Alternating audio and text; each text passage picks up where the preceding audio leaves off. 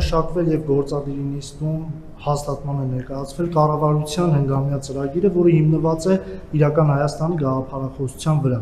Առաջիկայում այն նույնպես ներկայացվելու է ազգային ժողովում։ Ինչ է կարծում, խորհրդարանական ընդդիմությունը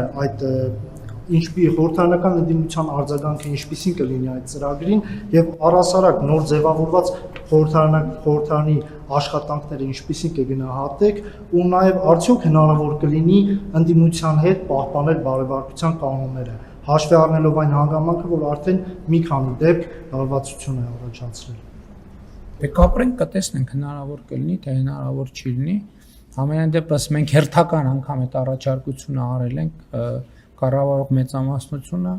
կընդունեն, չեն ընդունի, իրանց ընտրությունն է։ Ինչ վերաբերում է կառավարության ծրագրին, այո, այսօր ընդունեցինք, կուղարկենք խորհրդարան, կքննարկենք, կտեսնենք, մի շաբաթ ենթադրում եմ կլինի քննարկումը։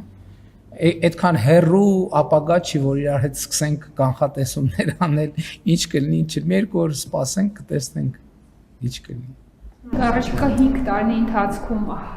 բնակչության թվի ինչ աճ է կանխատեսում մեր կառավարությունը եւ դրա մեջ հայրենադարձության աճի տոկոսը ինչքան է լինելու, հաշվի առնելով որ դուք երեք դրա մասին նաեւ խոսացել եք, ինչ ծրագրեր է նախատեսում կառավարությունը, որպեսզի հայրենադարձությունը խթանի, ասինքն ոչ թե անհատ մարդիկ արձագանքելով ձեր կոչին կան Հայաստան, որպեսզի պաշտոններ զբաղեցնեն, այլ եթե ասենք իմանան, որ բնակարանային ապահովման, աշխատատեղերի հարցեր լուծվել է, այդ խնդիրները ինչ են առնչվի, կուզենան ընտանիքներով վերադառնալ։ Երկրորդը կառավարության ծրագրում նշված է, որ միկրոձեռնարկատիրության շեմը առնվազն կրկնակի պետք է բարձրացնել, ես այնտեղ չգտա որ թվականից է դա լինելու եւ որ թվի մասն է խոսքը։ Ինչի շեմը։ Միկրոձեռնարկատիրության շեմը, հարկման շեմը։ 24 միլիոնը դառնալու է 58 միլիոն, թե 60 միլիոն, որ թվականից եք դա նախատեսում ու երբ որ ներդրվի, ինչ պայմաններով է դա ներդրվելու, ինչ է լինելու շրջանառության հարկի ճակատագիրը։ Հրաժարվում ենք, չենք հրաժարվում, որ թվից ենք հրաժարվում։ Եվ եթե կարելի է գործընկերոջս հարցողակի ճշտեմ, դուք նշեցիք, որ դատա կենտրոնների զարգացման հետ մենք կարող պետք է վերանայենք մեր էներգետիկ ռազմավարությունը եւ միգուցե պահլինի, որ մենք էներգետիկ դեֆիցիտի խնդիր ունենանք։ Արդյոք դա նշանակում է, որ կառավարությունը կարող է ինչ-որ մի կետի հրաժարվել այն գաղափարից, որ նախկինում ասում էր, որ նոր ատոմականի կառուցման համար նախընտրելի է փոքր մոդուլային ռեակտորների շինարարության տարբերակը։ Կարող է դրանից հրաժարվի Հայաստանը եւ գնա ավելի մեծ հզորություններ։ Շնորհակալություն։ Գիտեք, այդ կադրային բանկի հետ կապված ձեր հարցը ավելի ամրապնդեց տպավորություն, որ որոշակի շփոթ կա։ Այնպես չի, որ մարդիկ բոլորը բանից են, արտերկրից են գալիս։ Նշանակված մարդկանց, այս պահին արդեն նշանակված մարդկանց առնվազն մեծ մասը արդեն մի քանի տարի ապրում եւ գործում է Հայաստանում։ Այսինքն իհարկե կան մարդիկ, որ կգան եւ կնշանակվեն, բայց գոնե այս պահի դրությամբ, եթե սենց հիշողությամբ մոտավորապես հաշվեմ, 80 եւ ավելի տոկոսը մարդիկ են, որ ապրում են առնվազն մի քանի տարի կամ միշտ էլ ապրել են Հայաստանում, ուսումնառության նպատակով գնացել եկել են։ Այսինքն այդ նյուանսը բան է, ճիշտ չի ընկալում։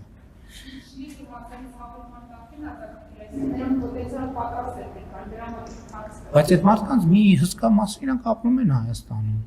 Ասենք մարդկան նույնիսկ պետական կառավարման համակարգում աշխատում է։ Հիմա այսօր անվտանգության խորհրդի գրասենյակի ղեկավար եմ նշանակել այդ տրամաբանությամբ, ինքը նախագահի աշխատակազմում է աշխատում արդեն մի քանի տարի։ Եվ մյուսներն էլ մարդիկ, որոնք պետական համակարգում են աշխատում կամ մասնավոր համակարգում են աշխատում, նկատի ունեմ այդ տպավորությունը, թե բոլորը նոր 3-4 առաջի օրն են եկել Հայաստան, այդպիսի բան չկա։ Միջև հիմա նշանակված բոլորը, եթե չեմ սխալվում, բոլորը արդեն տարիներով Հայաստանում են ապրում, երկար տարիներ Հայաստանում են ապրում։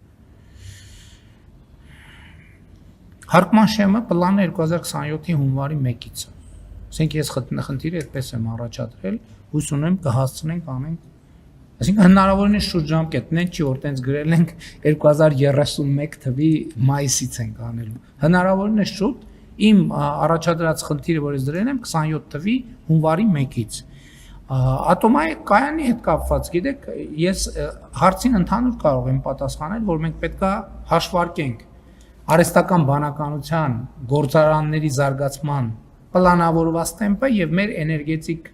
կարողությունների զարգացման տեմպը եւ համադրենք իրար հետ եւ պետքա մենք ապահովենք էլեկտրաէներգիան։ Պլյուս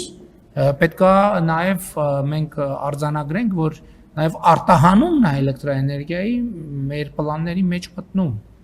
Այս շատ կարևոր նրբություն է, որովհետեւ էլեկտրաէներգիայի արտահանումը շատ հեռանկարային ուղղություն է մեզ համար եւ մենք դա պետքա զարգացնենք։ Մանավանդ արևային էներգիայի մեր պաշարները շատ մեծ է եւ մենք պետքա անպայման այդ ուղղությունը զարգացնենք։ Եվ նախկինում էլ մեր տրամաբանությունը եղել այն, որ մեծ մասը, մի հիմնական մասը մենք պետքա արտահանենք։ Բայց հիմա մենք հասկանում ենք, որ էլի ուզում ենք շատ արտահանել, բայց մենք հասկանում ենք, որ շատ պետքա լինելու նաեւ Հայաստանի ներսում։ Եվ հետեւաբար պետքա ճկուն լինենք, հասկանանք ինչ ուղղությամբ գնանք։ Չեմ բացառում, ոչ։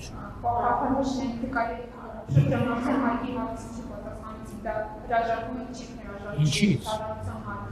Շրջանառության հարկից հիմա չենք հրաժարվում, բայց պետքա իր հետագա ճակատագրի մասին մտածենք։ Չեմ կարող ասել։ Կքննարկենք այդ թվում ոլորտի հետ։ Հայրենադարձ ծրագիրը, որ մենք ուզում ենք խթանել, հայրենադարձությունը կոչվում է խաղաղություն։